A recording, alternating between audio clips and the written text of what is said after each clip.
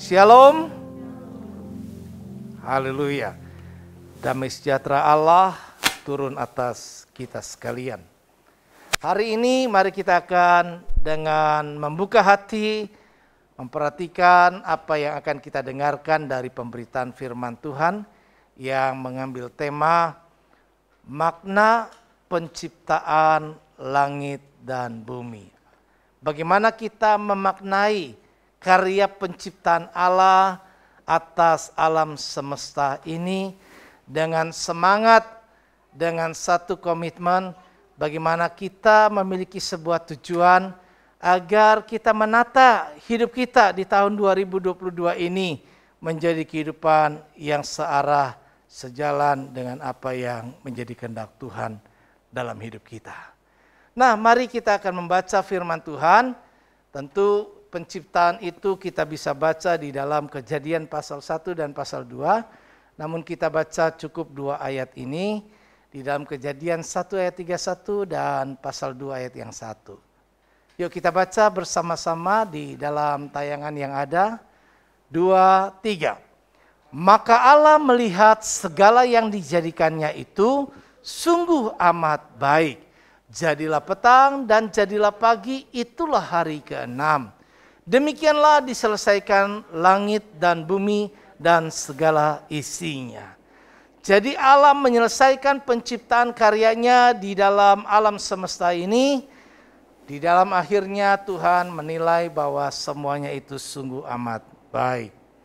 Bapak Ibu Saudara kekasih Tuhan, mari kita bisa melihat di sini bahwa belajar dari makna penciptaan langit dan bumi dan segala isinya itu adalah momentum yang baik buat kita yang berada di awal tahun 2022 ini. Bagaimana dari sini kita bisa belajar untuk menata kembali hidup kita menjadi lebih baik lagi ya. Menjadi lebih teratur lagi dan menjadi lebih bernilai lagi. Nah, pembelajaran apa yang dapat kita petik dari riwayat penciptaan langit dan bumi dan segala isinya ini di Kejadian pasal 1 dan pasal 2. Yang pertama, kita belajar firman Tuhan ini bahwa ada cara kerja Allah yang kita bisa pelajari bagaimana Allah menciptakan alam semesta ini. Bapak Ibu Saudara kekasih Tuhan, di dalam Kejadian pasal yang pertama ayat yang pertama berkata bahwa pada mulanya Allah menciptakan langit dan bumi. Musa dalam ilham Roh Kudus menuliskan kitab Kejadian ini mengawali dengan ayat yang pertama mau mengatakan kepada setiap kita yang membaca firman Allah ini bahwa awalnya dari segala sesuatu Allah sudah menjadikan langit dan bumi. Jadi langit dan bumi sudah ada. Tetapi selanjutnya ayat yang kedua mengatakan bahwa bumi belum berbentuk dan kosong gelap gulita menutupi samudra raya. Dan Roh Allah melayang-layang di atas permukaan air. Jadi ayat yang kedua menyatakan bahwa bumi itu belum berbentuk. Gelap gulita meliputi samudra raya dan semuanya itu adalah air di mana Roh Allah ada di atas melayang-layang. Nah, kita bisa lihat di sini bahwa antara ayat 1 dan ayat 2 terjadi satu jeda waktu yang berbeda sekali. Karena pada mulanya Allah menjadikan langit dan bumi sudah ada dulu. Tetapi poin yang kedua di sini, ayat yang kedua mengatakan kondisi keadaan bahwa bumi itu belum berbentuk, kosong dan sebagainya. Ini menceritakan sebuah kisah penciptaan bagian atau seri yang kedua. Penciptaan kedua dari Allah.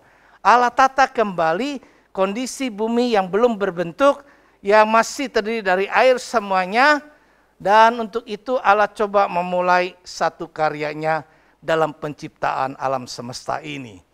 Bapak Ibu Saudara kekasih Tuhan, kita belajar dari sini ketika saya membaca kembali di awal tahun ini mulai dari Kejadian pasal 1, pasal 2 dan seterusnya, maka kita mendisiplin diri untuk membaca firman Tuhan sampai akhir tahun kita bisa lengkapi pembacaan satu kitab ini. Nah, di dalam perenungan dari pasal 1 dan pasal 2 ini kita bisa mengerti, oh ternyata ada cara kerja Allah loh yang bisa kita pelajari. Dengan itu saya punya semangat bagaimana menata hidup saya, menata hidup kita sekalian di awal tahun ini, supaya cara kerja kita itu seperti Tuhan itu ya. Yaitu cara kerja Allah memiliki rencana yang matang, sistematis, dan terukur.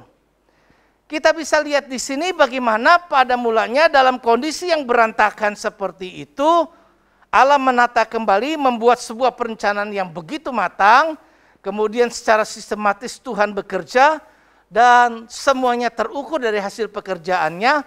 Maka kita lihat hari pertama, ketika semuanya itu dalam kondisi yang berantakan, Allah menilai bahwa yang diperlukan sekali adalah mulainya dengan terang ketika kondisi gelap. Maka terang diciptakan sebagai yang pertama. Dengan adanya terang, maka semua menjadi terang. Terang menjadi sebuah pantulan cahaya tanpa belum ada benda-benda penerang, yaitu terang dari Allah. Nah, terciptalah terang. Tetapi terang tercipta semua ini, namun semua bumi tadi terdiri dari air. Kemudian Allah bekerja sistematis yang kedua adalah memisahkan antara air yang di atas dengan air yang di bawah. Maka diciptakanlah cakrawala, langit yang memisahkan air yang ada di atas dan air yang di bawah. Itu sebabnya kita bisa merasakan adanya hujan turun, sumber air yang di atas dilimpahkan, dicurahkan ke bawah. Setelah cakrawala, Tuhan menjadikan poin yang ketiga atau hari yang ketiga, dari air yang ada kumpulan di bawah ini, maka mulai dipisahkan. Air berkumpul satu tempat, maka kumpulan air tadi disebut lautan atau laut, maka yang kering tadi daratan. Jadi Allah membelah lagi, memisah-misahkan tadi yang sudah terpisah, ada terang, ada cakrawala yang memisahkan antara atas bawah. Dari air tadi kemudian ada yang pembagian laut dan darat. Nah, yang keempat barulah Allah taruh benda-benda penerang. Ya, ditetapkan Tuhan benda-benda penerang, yaitu matahari, bulan, dan bintang-bintang, serta ada planet-planet lain yang ada di alam semesta ini yang tidak diceritakan, namun pada kenyataan kita jumpai. Nah, benda-benda penerang ini ada untuk membuat ada keteraturan yang ada. Nah, hari yang keempat setelah itu, inilah yang disebut dengan menata, ya, menata ciptaan.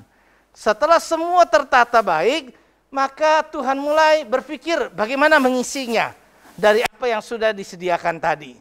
Yaitu mulai lagi bahwa Tuhan menjadikan air yang tadi di kumpulan tadi ada makhluk hidup.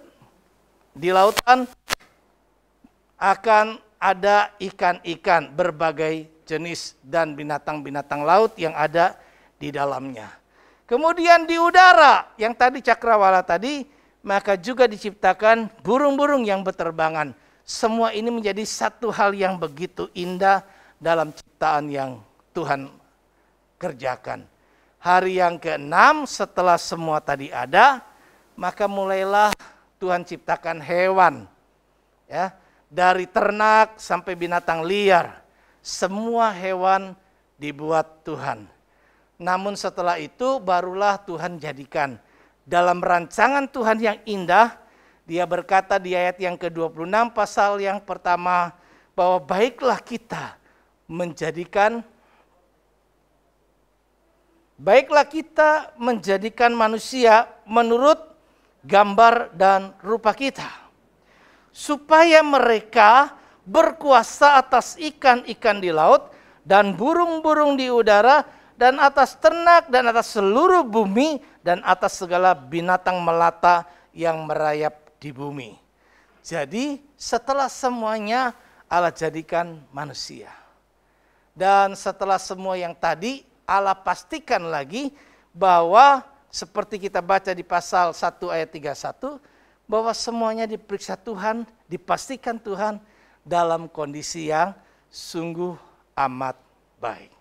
Ya, itulah riwayat katanya pasal 2 ayat 1. Dari penciptaan langit bumi dan segala isinya. Saudara-saudara, kita bisa lihat di sini bahwa Allah tidak bekerja asal-asalan, berjalan begitu saja tanpa makna dan tanpa makna, arah, dan tujuan. Sebelum memulai pekerjaan, ia membuat suatu perencanaan yang matang, sistematis, dan terukur. Jadi ketika dia juga menjadikan semuanya ini, nggak cuma sekedar asal jadi, kerja ya udah asal, yang mana dulu nggak tahu. Nggak ada perencanaan yang matang, nggak ada juga secara sistematis, semua ya ngomongin saya aja. Nggak demikian. Pada waktu Tuhan ambil tanah liat, dia bentuk manusia itu, dia juga nggak berpikir, ya udahlah asal bagaimana, pokoknya aja jadinya begitu. Nggak begitu. Ya. Tapi dia punya planning. Ya, sebelum dibuat manusia pun Allah berkata, baik kita ciptakan manusia menurut ada patunnya. Ya, ada polanya menurut gambar dan rupa kita. Seperti itu yang kita buat. Sehingga kita bisa lihat rumah, kalau kita mau buat yang bagus, kan ada perencanaan mau bentuknya kayak apa. Nggak kemudian tukang-tukang kerjain ditanya mau bikin rumah, iya saya mau bikin rumah. Kayak apa rumahnya? Kamarnya di mana? Ya terserah lu deh, lu mau taruh di mana kamarnya, kan nggak ada yang kayak gitu. Kita udah buat desainnya dulu, ya, semuanya tertata dengan baik.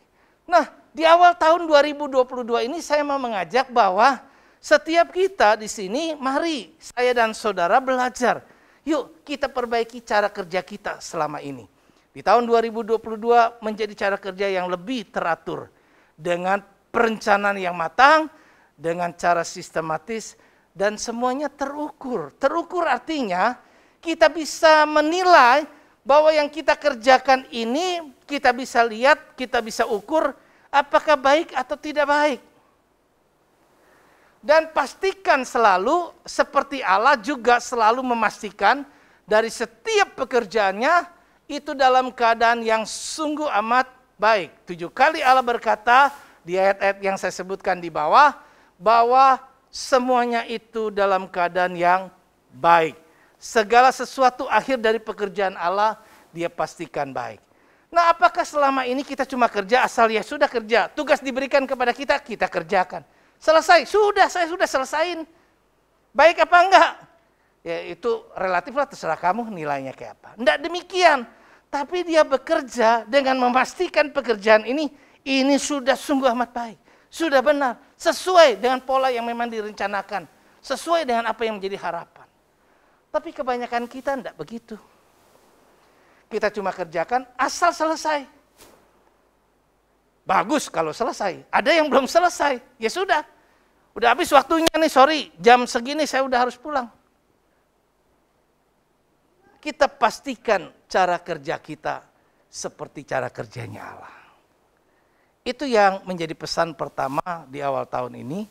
Bagaimana supaya kita perbaiki, supaya kita punya perencanaan yang baik, cara kerja kita sama seperti cara kerjanya Allah. Poin yang kedua yang juga kita belajar di awal tahun ini adalah Allah menghendaki keteraturan hidup dan menetapkan untuk segala sesuatu itu ada masanya. Ya. Jadi Allah tidak pernah ingin agar kehidupan kita ini asal-asalan, tanpa arah, tanpa makna, tanpa tujuan. Tetapi Allah ingin semuanya teratur. Karena itu di dalam Pasal 1 ayat 14 dari Kejadian, berfirmanlah Allah, jadilah benda-benda penerang pada cakrawala untuk memisahkan siang dan malam, biarlah benda-benda penerang itu menjadi tanda yang menunjukkan masa-masa yang tetap, dan hari-hari dan tahun-tahun. Jadi kalau tadi cuma penerangan dari biasa terangnya dari Allah, kemudian Allah tempatkan benda-benda penerang ini untuk supaya ada keteraturan waktu. Kapan waktu siang dan kapan waktu malam. Ya. Kemudian berubah hari itu menjadi hari berikutnya, minggu berikutnya, menjadi tahun berikutnya, dan seterusnya dan seterusnya. Jadi semua telah Tuhan tetapkan. Seperti itu yang kita bisa belajar. Nah, kita bisa lihat di sini semua benda-benda penerang tadi bekerja dalam keteraturan waktu dan juga jarak. Satu sama lain dan tidak dapat sesuka hatinya. Kita lihat bahwa matahari bekerja pada waktunya di siang hari. Bulan bekerja memantulkan cahaya pada waktu di malam hari. bintang-bintang dan seterusnya. Di antara alam semesta tadi, benda-benda langit tadi, kemudian ada jarak yang tidak mungkin bertabrakan.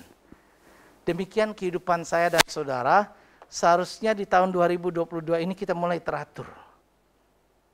Nggak ada waktu-waktu yang bertabrakan. Sehingga waktu kita berkata, aduh sayang nggak sempet nih hari ini ke gereja. Karena masih ada pekerjaan yang harus saya kerjakan. Kehidupan kita kemudian tidak teratur. Aduh saya nggak bisa ini pergi begini. Karena saya masih ada yang harus saya selesaikan. Semua Tuhan mau keteraturan dalam hidup kita terjadi. Nah, kemudian Allah tetapkan juga masa-masa waktunya semuanya itu. Pengkhotbah pasal 3 untuk segala sesuatu ada waktunya, ada masanya. Jadi Tuhan telah tetapkan itu dalam hidup kita supaya dengan begitu kita mengerti bahwa ya hidup ini ada proses yang nggak cuma instan saya mau seperti ini. Hidup nggak cuma sesuka-sukanya kita, ya, nggak sesuka hatinya. Ya. Karena segala sesuatu ada masa dan waktunya, maka diperlukan sikap dari kita belajar di sini bagaimana Allah mau supaya kita bersabar, ya. Kalau mungkin yang kita kerjakan belum membuahkan hasil, maka bersabar. Ya. Terus juga Allah menghendaki kita bertekun, enggak mudah menyerah, kita langsung patah hati, ya, putus asa, tidak mengerjakan lagi, tidak menyelesaikan sampai akhir. Segala sesuatu yang kita kerjakan belum sampai pada waktunya, tentu hasilnya belum sempurna. Tapi kalau kita mengerjakan semua sesuai dengan waktunya, maka ada keteraturan hidup kita bisa lihat semua baik. Orang yang menantikan malam hari di siang hari, nggak mungkin kan kemudian saya mau jadikan malam. Sehingga ada orang-orang yang siang hari harusnya bekerja malah dia tidur. Ada orang juga di malam hari waktunya istirahat dia bekerja. Dan seterusnya, hidupnya mulai tidak teratur.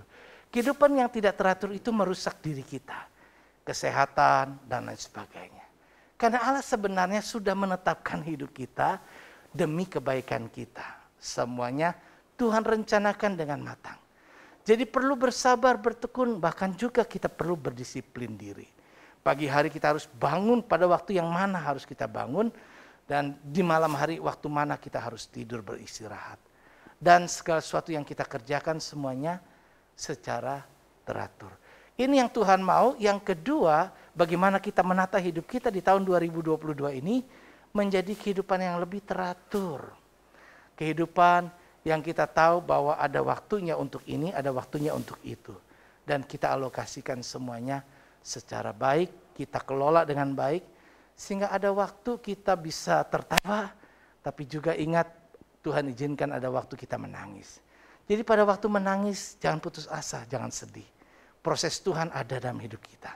Allah izinkan kita untuk bisa nangis, diciptakannya air mata di sini. Ya, air mata menetes, ya, dan sebagainya. Nggak kenapa. Kita jalani bersabar, ya, bersabar. Seorang petani menantikan hasilnya, dia juga harus bersabar kan. Dia terus memelihara, mengerjakan semuanya sampai waktu untuk menuai. Demikian pun hidup kita, ya. Bagaimana kita harus melakukan bersabar, terus apa tadi? Bertekun dan berdisiplin. Kalau orang Kristen nggak disiplin, ya, orang dunia lebih disiplin, memalukan. Allah itu Allah yang disiplin. Roh yang Tuhan karuniakan kepada kita itu mendatangkan ketertiban hidup. Enggak asal-asalan. Semua semau-maunya. Kalau kehidupan kita seperti itu, benar-benar tidak mencerminkan seperti yang Tuhan kehendaki. Itu yang kedua. Masih ingat yang pertama? Cara kerja Allah. Ingat ya? Cara kerja Allah. Cara kerja Allah punya rencana yang matang, sistematis, tahu dong ya bahasa sistematis, dan terukur, ya. Mari kita jalani cara kerja kita perbaiki. Yang kedua tadi apa? Yang sekarang kita bicarain apa? Bukan bersabar bertekun itu. Yang kedua apa? bahwa Tuhan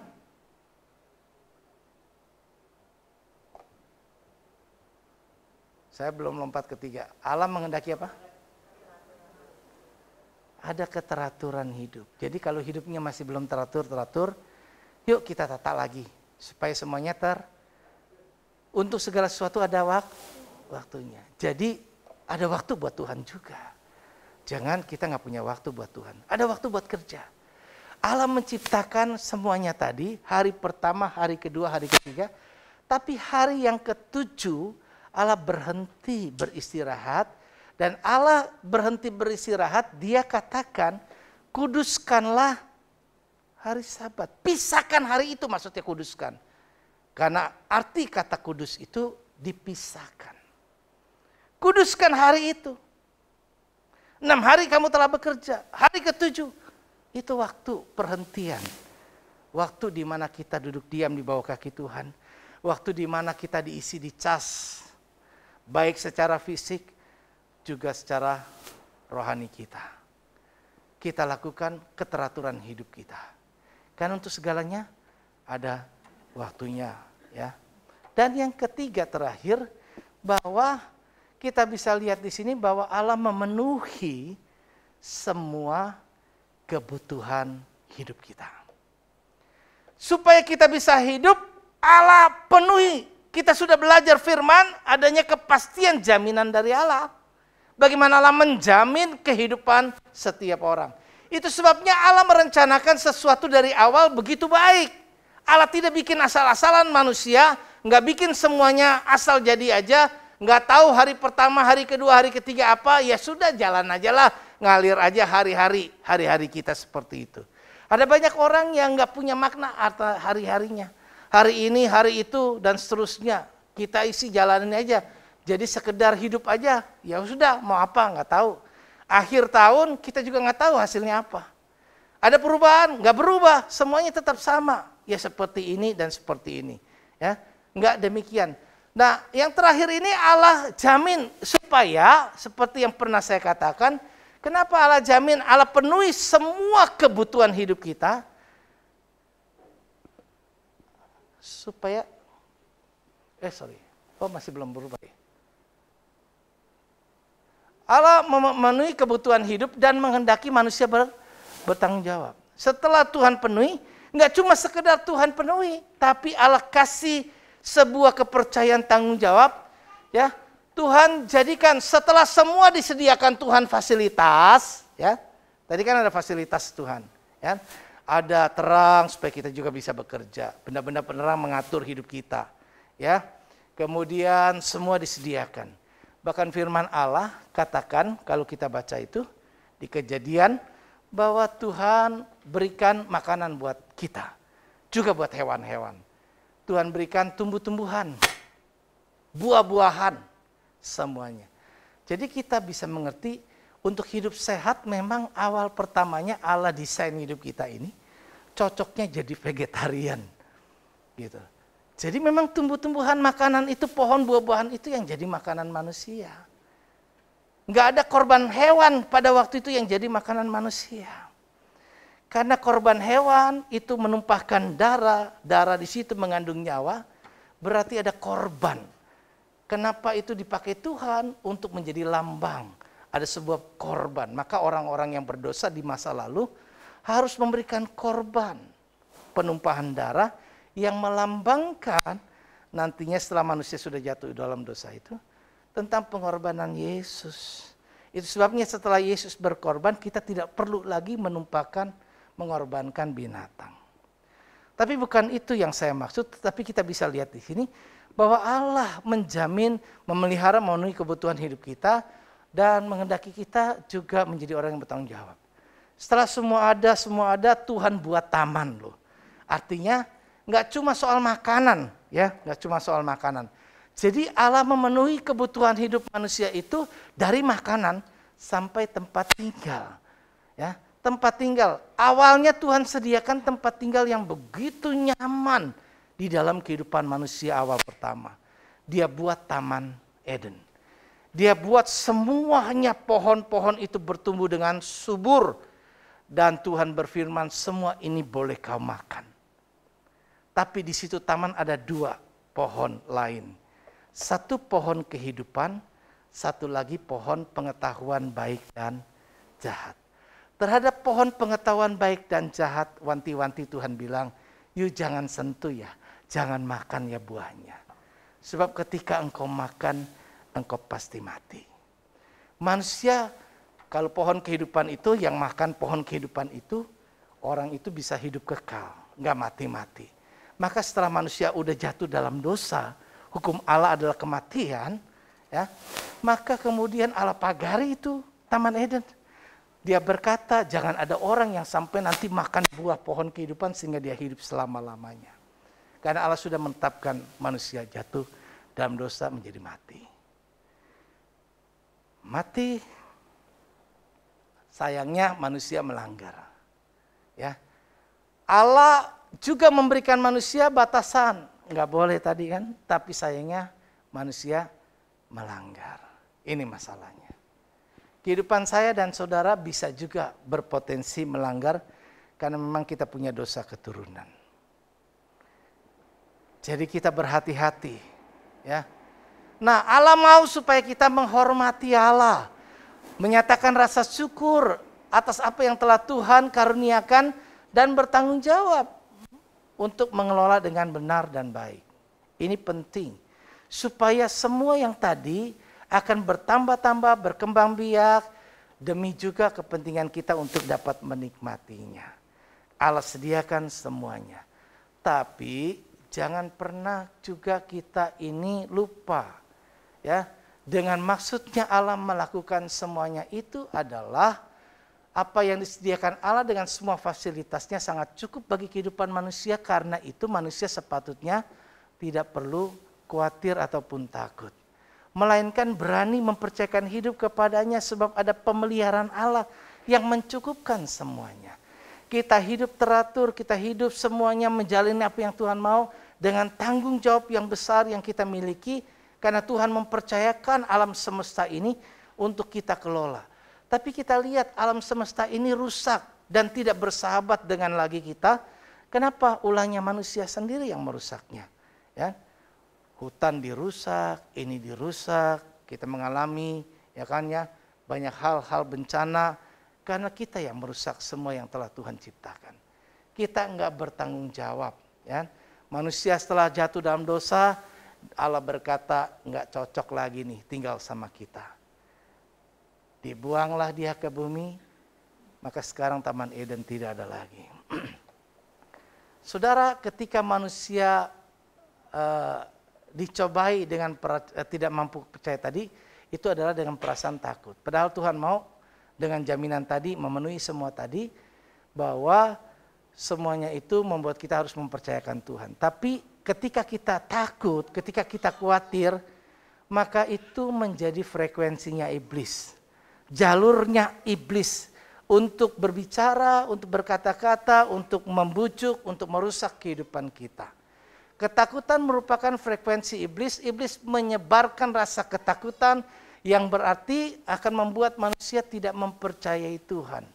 Orang merasa, aduh saya udah dapat sekian, khawatir nggak cukup, dia berusaha lagi untuk dapat memenuhi kecukupannya. Padahal Tuhan berkata, kesusahan sehari cukuplah untuk sehari. Nggak usah khawatir akan hari esok gitu. Apa yang hendak kau makan, apa yang hendak kau pakai gitu. Burung di udara lihat, Allah pelihara. Ya, bunga di bakung, waduh. Sampai Tuhan mau menyatakan demikian. Tuhan mau bilang, lu lihat deh semuanya bukti-buktinya. Saya toh pelihara mereka. Ya, yang Tuhan mau adalah, yuk kita percayakan hidup kepada Tuhan, merasa cukup dengan apa yang Tuhan karuniakan dan menyampaikan rasa syukur kepadanya, tidak pernah melupakan Dia dan tetap melakukan apa yang Tuhan kehendaki dalam hidup kita. Ini karena kalau kita takut itu menjadi frekuensi iblis untuk menjatuhkan hidup kita. Tetapi kita bisa lihat bahwa orang yang dekat dengan Tuhan, karena ketakutan membuat kita jadi jauh. Adam jatuh ke dalam dosa, melanggar. Adam menjadi takut, Hawa menjadi takut. Ketakutan membuat manusia bersembunyi dari Allah. Dia bersembunyi, menjauh. Nggak suka lagi sama Allah. Coba orang yang takut nggak suka sama Allah. Nggak suka. Orang yang sering khawatir hidupnya kayak gini nggak suka. Nggak suka ibadah, nggak suka ini, nggak suka itu. Nggak suka melayani dan sebagainya. Kenapa? Karena yang tadi memang iblis pakai itu dalam hidup kita. Jadi mari kita waspada dalam hidup kita di tahun 2022 ini. Agar tidak ada faktor yang seperti ini dalam hidup kita. Kita bisa lihat di sini bahwa frekuensinya Tuhan itu sebaliknya. Frekuensi Tuhan itu iman. Kalau ada iman, di situ kita akan dapat mendengar suara Allah. Di situ kita akan bisa menangkap, mengerti apa yang Tuhan mau dalam hidup kita. Orang yang beriman berani mempercayakan hidupnya kepada Tuhan. Orang yang beriman akan semakin mau dekat dengan Tuhan. Seperti itulah yang seharusnya. Awal pertama Tuhan ciptakan, kenapa ada di Eden dan kenapa Allah hadir di situ? Ada dalam komunitasnya Tuhan, ada dalam komunitas Tuhan, dekat dengan Allah, ya, supaya dengan dekat dengan Tuhan seperti nyanyian, hanya dekat Allah saja kita tenang, ya. Daripadanya lah keselamatan kita. Jadi kita harus semakin dekat, bukan semakin jauh, ya. Nah, kita bisa lihat di sini, jangan membangun iman di garis bawah ya, jangan membangun iman dengan sistem angka, maksudnya mengukur segala sesuatu itu dengan angka.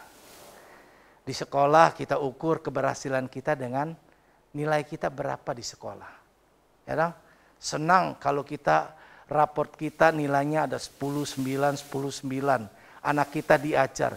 Bahkan waktu sekolah, yang sekolah orang tuanya bukan anak. Kenapa?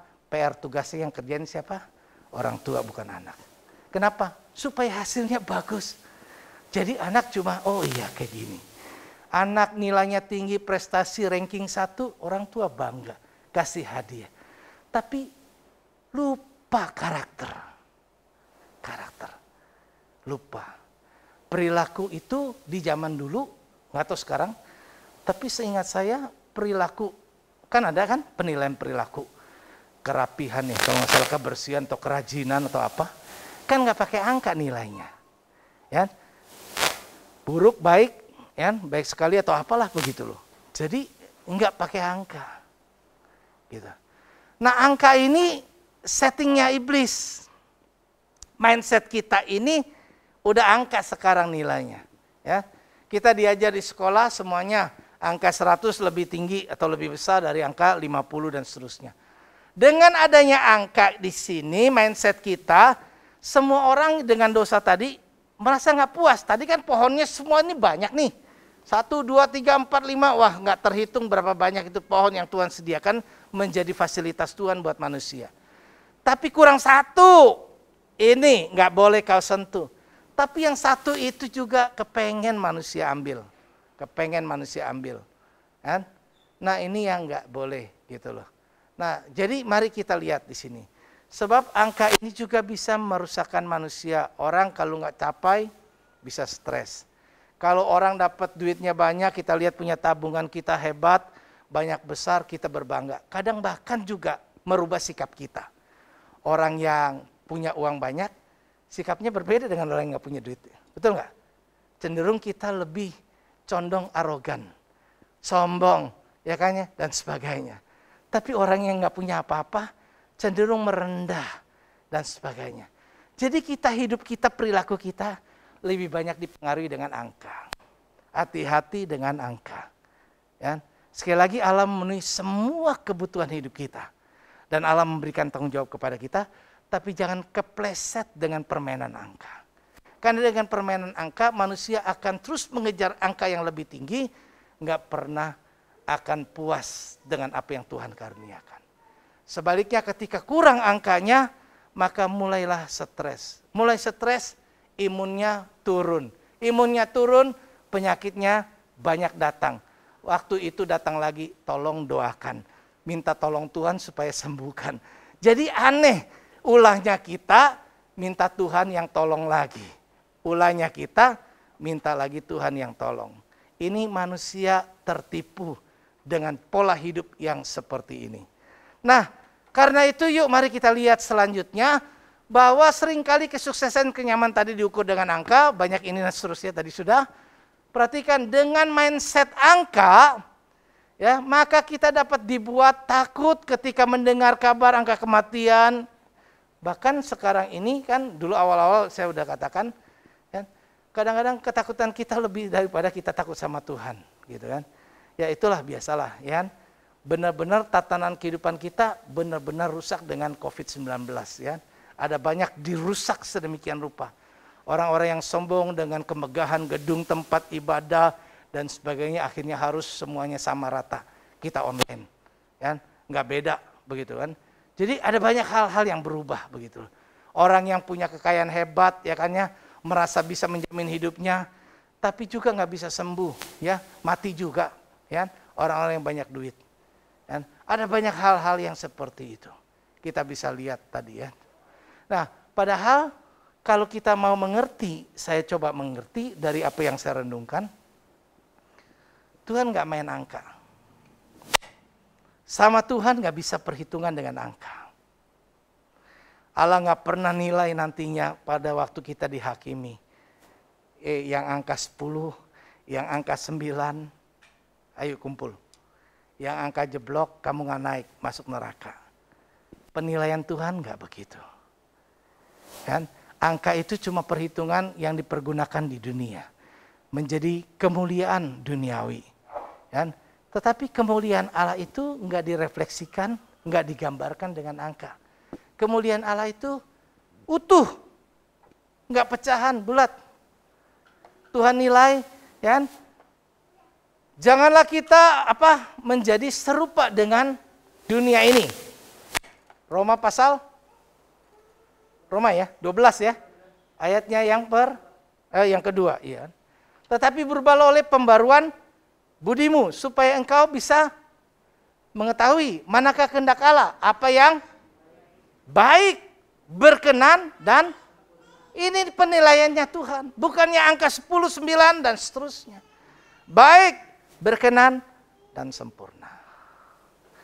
Itu sebabnya waktu dia mengerjakan hari pertama, hari kedua, hari ketiga, hari keempat, dan seterusnya, Tuhan pastikan bukan dengan angka, tetapi semua dipastikan pada akhir semuanya sungguh amat baik. Sungguh amat baik itu bukan menurut kita. Apakah waktu diserahkan Tuhan kepada kita manusia, Tuhan pastikan sungguh amat baik itu artinya untuk setelah itu, manusia yang menerimanya, itu bisa menikmati sungguh amat baiknya Tuhan tadi. Gitu loh. Enggak bilang waktu saya serahkan itu baik, kemudian setelah itu ya terserah engkau. Tuhan pastikan sebelum kuserahkan ini, kondisinya memang sungguh amat baik. Selebihnya engkau punya tanggung jawab untuk menerima ini dan menjaganya tetap sungguh amat baik. Jadi waktu menjalani pemeliharaan kita itu dalam hidup kita, kita yang harus punya tugas memastikan bukan dengan angka, tapi dengan sungguh amat baik. Baik, berkenan kepada Allah, dan akhirnya sempurna. Itu yang Tuhan kehendaki. Dengan angka, kita nggak bisa. Sekarang umur saya udah berapa? Angka. Saya masuk di usia yang sekian tahun, saudara masuk ke usia yang sekian tahun. Nah, orang yang sudah sekian tahun usianya kemudian dibilang, wah gara-gara angka kita bisa nilai umur kamu sebentar lagi. Saya masih panjang. Tapi di mata Tuhan itu nggak berlaku. Angka usia nggak menunjukkan berapa lama engkau masih punya hidup. Ya dong? Banyak anak-anak yang lebih dulu.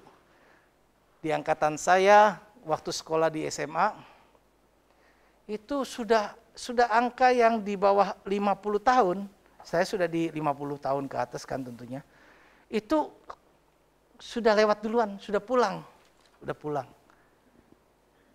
Tapi ada juga yang belum lama ini saya dapat WA itu tentang COVID, anak-anak Tuhan dalam perlindungan, tidak ada seorang pun anak Tuhan yang mati. Dalam hati saya, pendeta teman saya mati. Banyak yang mati. Saudara, kita bisa lihat di sini, nggak ada yang kita bermain dengan Tuhan dengan angka. Jadi jangan pernah tertipu dengan angka sehingga engkau tidak merasa puas. Dan kejar dan seterusnya. Wah, gaji saya baru sekian, penghasilan saya baru sekian, tabungan saya baru sekian, dan seterusnya. Akhirnya kita mengabaikan waktu-waktu yang seharusnya kita beri buat Tuhan. Ya, Tuhan saya mau let's check out, tidak bisa. Ya, kalau di dunia kita masih bisa pakai angka. Ya, ke hotel kita bisa bilang, saya minta dong tolong paling maksimal berapa, jam berapa saya bisa check out. Saya minta let's check out. Manusia bisa, tapi dengan Tuhan tidak bisa. Jadi kita sadari, kehidupan alam semesta ini dan saya dan saudara, semua tergantung kepada Tuhan. Itu sebabnya tadi pujian berkata, aku perlu Tuhan. Kita perlu Tuhan. Besar karya Tuhan kepada kita. Dan begitu besarnya karya Tuhan buat kita, maka sepatutnya kita percaya sama Tuhan. Kalau dia bisa mengerjakan segalanya buat kita, kan, maka dia juga akan selama hidup kita akan mengerjakan lebih daripada itu, supaya hidup kita tetap di dalam dia. Tapi semua kembali kepada manusia, karena Allah tidak pernah memaksakan kehendaknya. Manusia diberikan kebebasan tadi, ya, diberikan taman diserah terimakan, tapi engkau boleh makan dengan bebas, tuh ayatnya. Dengan bebas. Tapi Tuhan titip satu, enggak boleh. Tapi hidup kita kan seringkali kita lupa. Apa yang harus kita kembalikan ke Tuhan, apa yang menjadi bagian kita. Seringkali kita juga lupa, apa yang menjadi porsi yang Tuhan tetapkan buat kita. Kita menginginkan lebih daripada porsi kita. Akhirnya kita pertaruhkan kesehatan kita. Ada banyak orang yang sampai lupa tentang kesehatannya. Terus bekerja. Begitu sakit, semua uang habis. Ya, habis juga. Kita datang dengan telanjang, pulang dengan telanjang, membuktikan kita ini nggak memiliki apa-apa. Karena waktu engkau check out, semua yang bukan milikmu harus dikembalikan. Tidak satu pun yang bisa dibawa. Semua yang kita punya, sekali lagi karena Allah yang memenuhinya, fasilitasnya, kepunyaan Tuhan, dititipin aja untuk hidupmu di dunia ini ya nak. Setelah itu kalau engkau pulang, engkau nggak bisa bawa apa-apa. Tapi yang kau bawa apa? Hasil daripada perbuatanmu selagi di dunia. Bagaimana engkau menghargai aku? Bagaimana engkau menjalani kehidupan yang Tuhan karuniakan? Bagaimana engkau mengisi hari-harimu dengan sesuatu yang bernilai, bermakna? Bagaimana kita menabur yang akhirnya kita menuai? Yuk, karena itu dengan semangat di awal tahun ini, di minggu kedua belum terlambat, kita punya komitmen mau supaya hidup kita lebih baik, lebih teratur, dan lebih bernilai. Dengan begitu Tuhan dipermuliakan di dalam hidup kita. Amin. Tuhan berkati. Mari kita bangkit diri.